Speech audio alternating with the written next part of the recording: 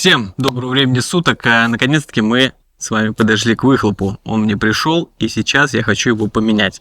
Сейчас я заведу мотик на стоке, мы послушаем, как звучит сток, и после, соответственно, мы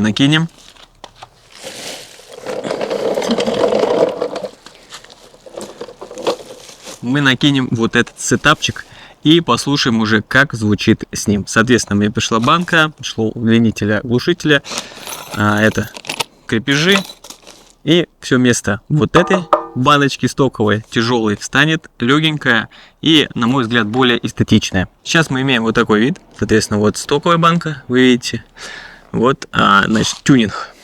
Давайте заведем мотик, соответственно, на стоковом выхлопе.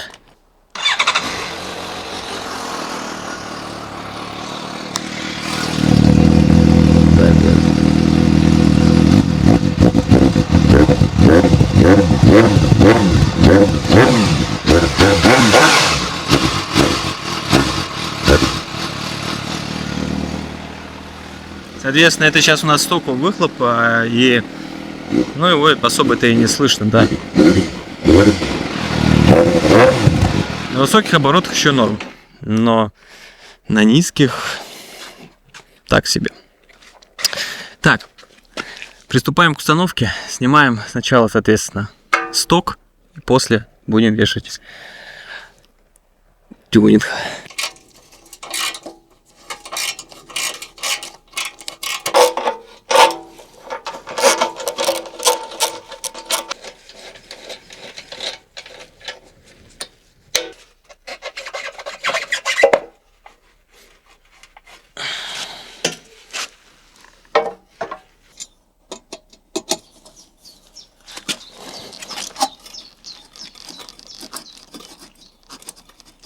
Так.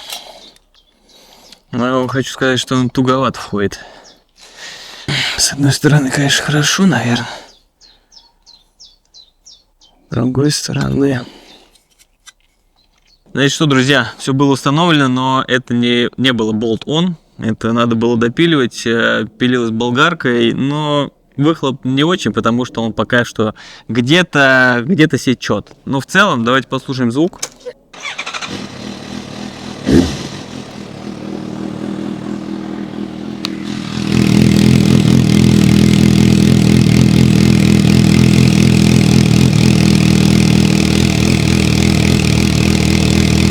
Давай.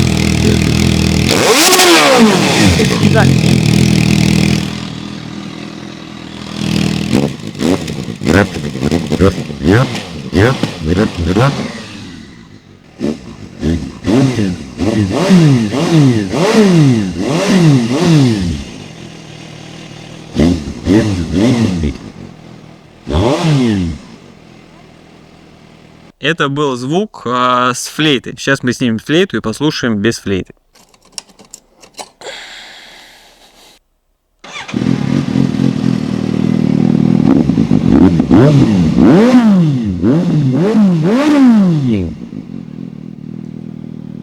Вот такой был звук без флейты. Но зачастую, в принципе, плюс-минус то, что и было ранее, с обычной банкой, которая была злая. Поэтому оставляем с флейтой, мне более чем устраивает, еще покатаемся и посмотрим, как она будет звучать. Надеюсь, может быть, там и пропадет вот это вот, то, что сифонит. Ну что, друзья, всем доброе утро. Значит, вот так вот выглядит выхлоп новый, очень даже классно смотрится. Это, кстати, вот... Выхлоп новый, да? А сейчас посмотреть, какой у меня был до этого выхлоп. Плюс-минус, вот такая банка у меня была. Смотрите, вот это вот коллеги, так скажем, по цеху. И вот такая у меня банка сейчас стоит. Она прямая, без флейты, орет ужасно. Но у него классные подножки. Короче, вот так вот. Ветровичок, смотрю, все поставил. Или он был, надо тоже все такой сделать. Сейчас мы еще с вами запустим двигатель, а не руку в штаны, да, как обычно говорят. Заведем, запустим, как вам удобно, друзья. И послушаем на холодном, как звучит выхлоп.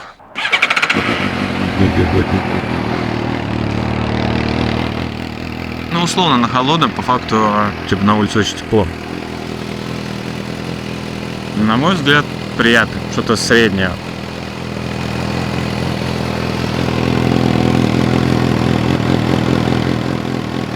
Сечет вот отсюда, сечет. Отсюда. Здесь вроде перестало. Ну, может быть, еще он, так скажем, устоится, поработает какое-то время и перестанет. Ну, не знаю. В целом, за свои деньги. Окей. Ну что, пора послушать, как звучит выхлоп на ходу.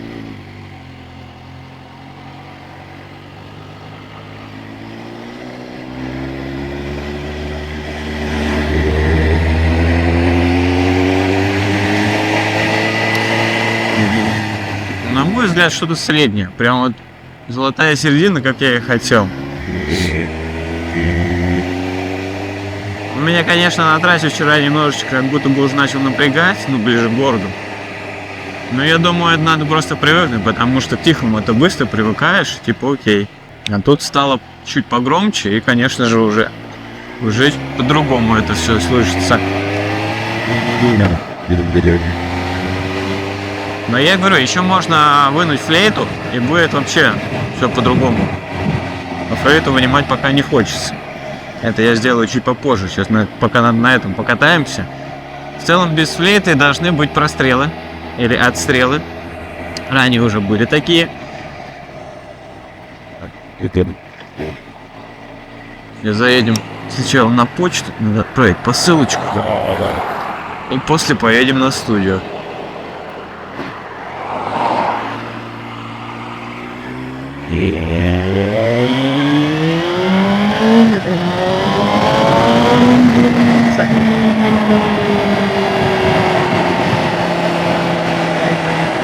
Вот неплохо, вот чуть-чуть подорвал вообще, но сразу скажу, мотик как будто перестал ехать так, как на стоковом выхлопе. На стоковом выхлопе ощущения были вообще, ну, прям другие. Он как будто выстреливал в моменте. Здесь же, блядь. Здесь же он как будто бы его прям поддушило. И писали об этом, говорили. Ну, я думаю, что вот кто писал и говорил о том, что на стоковом есть такие ощущения, да, и типа вот ты ставишь прямоток, грубо говоря, и теряешь какую-то вот такую фишку. Ну, может, они специально завода так сделали, с другой стороны, может быть, прошивка как раз-таки это и исправит. Опять же, прошивка стоит 16 тысяч рублей.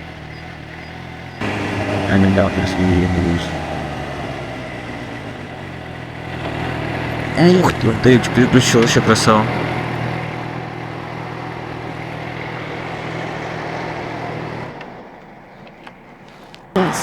Ссылочку. Ну, вид, конечно, имеет. Ну, посмотрите, ну, это просто что? Царский байк. Ну что, посылочку мы отправили. Поедемте дальше. Пошумим. Да нет, на самом деле не серьезно, что я пошумил.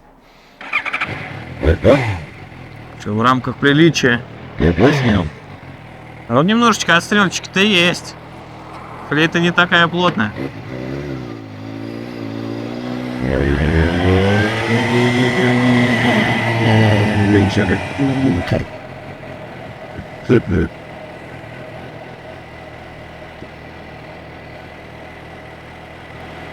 Так, тест. Смогу ли я удержаться? Смогу, смотри, нормально. Я еще не так плохо вожу.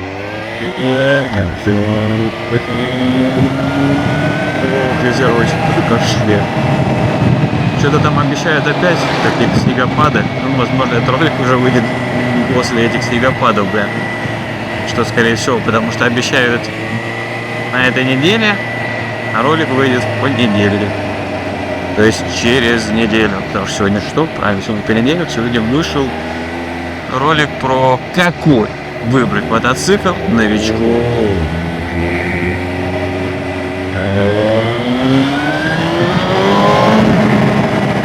Как будто пропала та тяга, что была ранее. И вот его держит за заднюю, за хвост, скажем.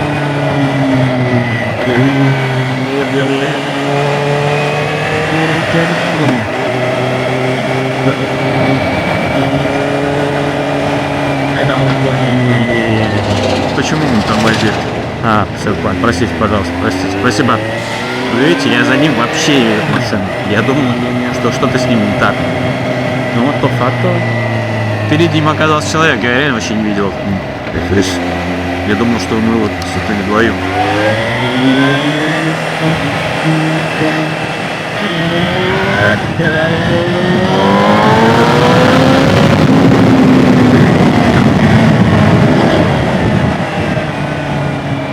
Я приемлемо выхлоп. То есть меня пока он вообще даже не напрягает, и я ехал сейчас без музыки. А если я вот сейчас включу музыку, то есть как бы чинь, включаем музыку, фоником, и все, и нормально. Музыку больше не включает, конечно. Да, начинает это вот дикое наваливание, ненужное вообще по городу. Ну хочется иногда, я грешен, друзья.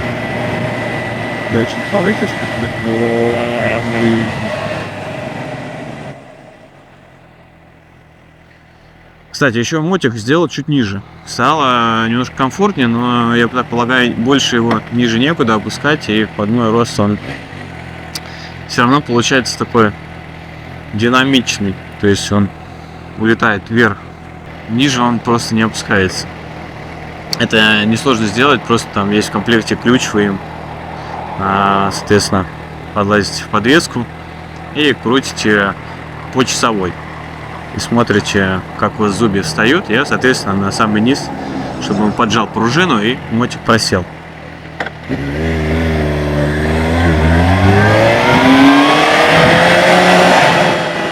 Что-то тут катался и думаю, блин, было бы прикольно, если бы показывало бы еще температуру здесь. Ну, возможно, на более новых моделях так уже сделали. Хотя я не уверен, что на Suzuki GS S R. Наверное, Suzuki. Короче, на модели более свежие, не думаю, что так сделали, потому что, ну, типа, на мотике погода, зачем? Хотя, больше чем уверен, что на BMW на туре 100% есть. Вот не сильно давался подробности, а по-моему должно быть.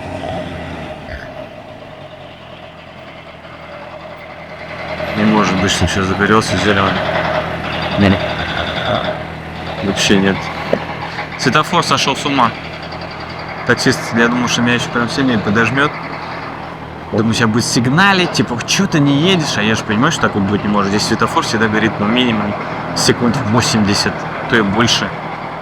Будьте внимательны, я только один раз попадался. То есть ты видишь, типа, что светофор уже как будто загорится зеленым, даже бывает моргнет красным, и типа резко хоп, и ничего. Вот просто вот такие вот две пунктирных полосы. И по факту красный горит, и можно проехать на красный. Если будут стоять кубы, они, конечно же, законно щелкнут, и будешь ты им объяснять, не будешь, ну, типа, не твоя внимательность, то, что тебя обманул этот светофор, это кого волнует. Можешь мне подвинуться? Че, мне подвинуться, нет? Смотри, автобус какой-то едет. Бесшумно подъезжают Харлеи. Кажется, не видно. Конечно, вот да, то есть мужчина в экипе, а я, короче, хулиган, получается, без экипа. Друзья, не забывайте про экипировку. Экипировка очень важна и очень сильно нужна. Я беру все риски на себя и вот еду так. Поэтому я еду зачастую очень спокойно. Потому что я прекрасно понимаю, что я без экипа, и мне будет падать безумно больно и не нужно.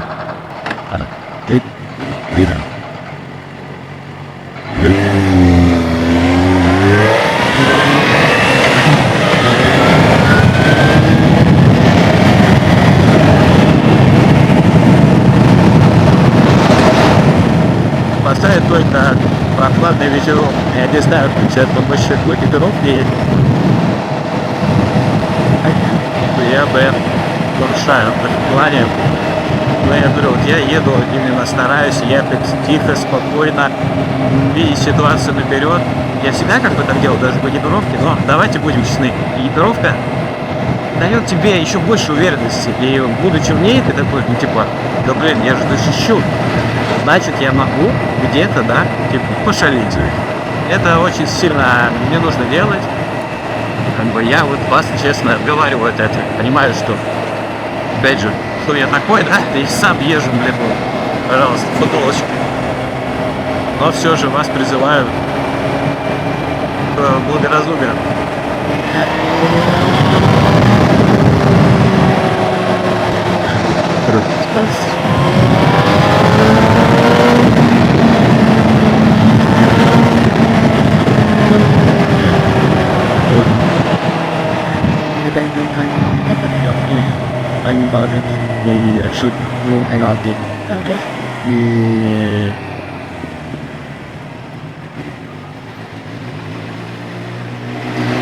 Да, как-то так узко вообще-то. Вообще узенько, прям узковато, конечно.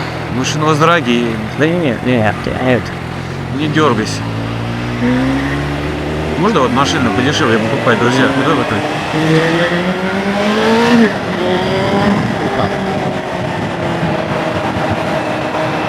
Но с другой стороны его задушило, но по городу более чем хватает.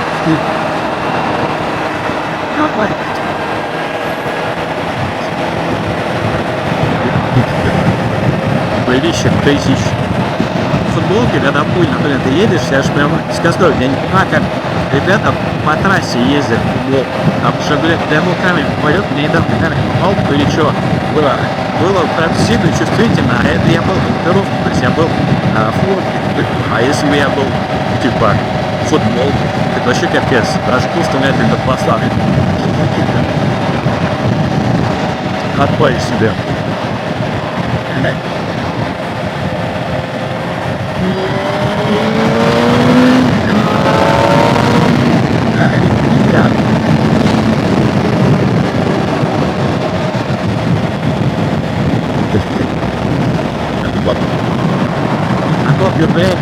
RC360 на даче. Сегодня такой у нас выезд в одну камеру. Но, конечно, мне больше нравится, когда я думаю, что тоже более смотрительные картины получались. Кстати, бака мне в итоге хватило на 220 километров. Типа там уже моргала полоска, и я решил, что я не буду уже типа высушиваться. Я хочу, чтобы было все окей с бензонасосом. Я заправился, на 220 километров хватило. Неплохо. В принципе, плюс-минус так оно всегда и было. 220-250. Я говорю, опять же, как ездить? Если ездить прям экономно, то 250 спокойно. Может даже и больше. Но опять же, еще зависит от ветра. Потому что когда едешь по ветру, не прогинаешься, у тебя парусность, тебя тормозит. И я думаю, из-за этого тоже, конечно, расход больше. Плюс эти прохваты иной раз ты совершаешь тоже. Будьте здрасте.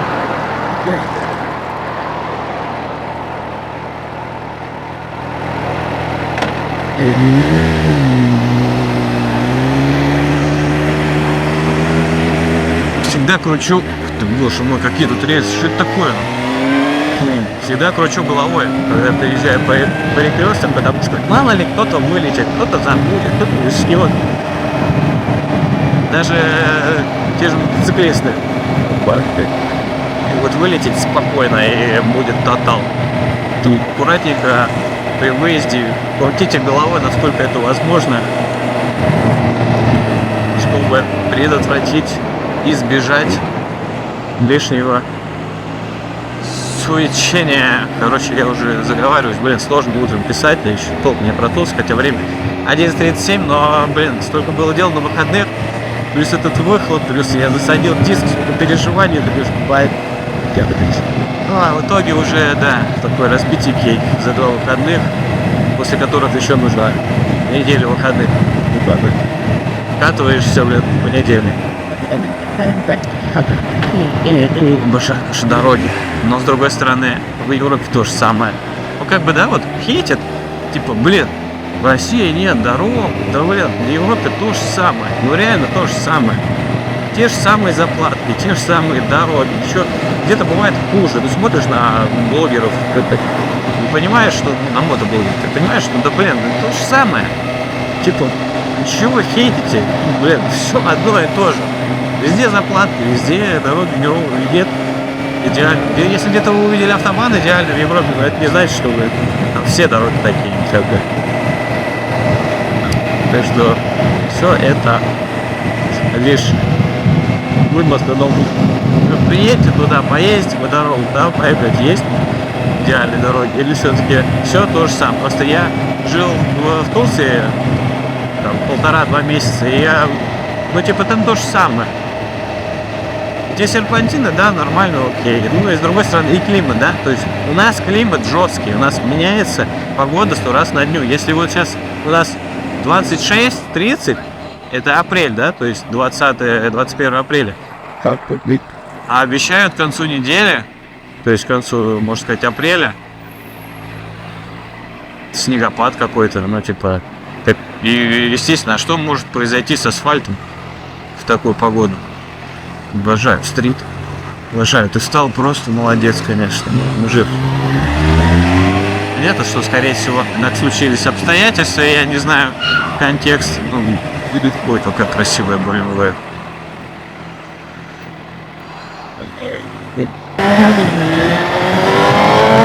Прошу прощения. Короче, у меня вот эта вот защита, она треснула. Ну, то есть треснул крепеж. Получается, это всего основная сварка. И вот надо будет заваривать, здесь надо будет перекрашивать. Ну, а что не сезон, то сплошные удовольствия. Пока так, конечно, поездить. Да ё-моё, что это за светофор такой? Как я тут должен оттормозиться, блин? Пец еще. Так что вот, короче, вот это крепление, оно треснуло. Видите? Ну, капец. Как так случилось, я честно не понимаю.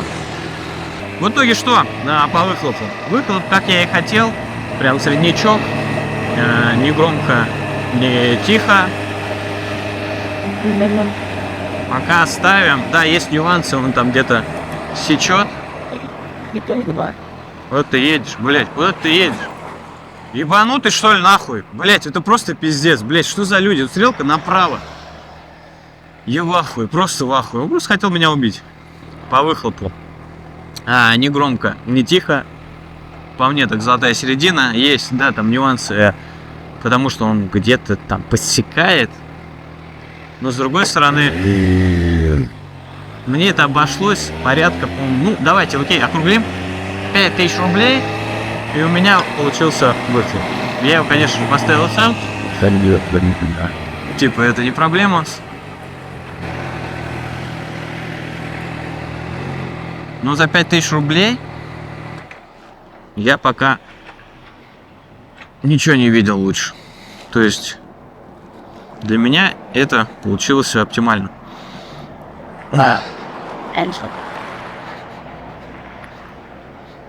Вот вид хороший. Она легче, не сильно громкая, с доступом к флейте. То есть ты можешь подойти и спокойно отсюда флейту выкрутить. То есть выкрутил, вытащил, положил, похулиганил, поставил обратно и спокойно едешь дальше, никому не мешаешь и также сам не бьет. Такой получился небольшой ролик. Надеюсь, вам понравилось. Не забывайте подписываться на канал. Всем огромное спасибо и пока. Что так постоять? Что постоял? Постоял.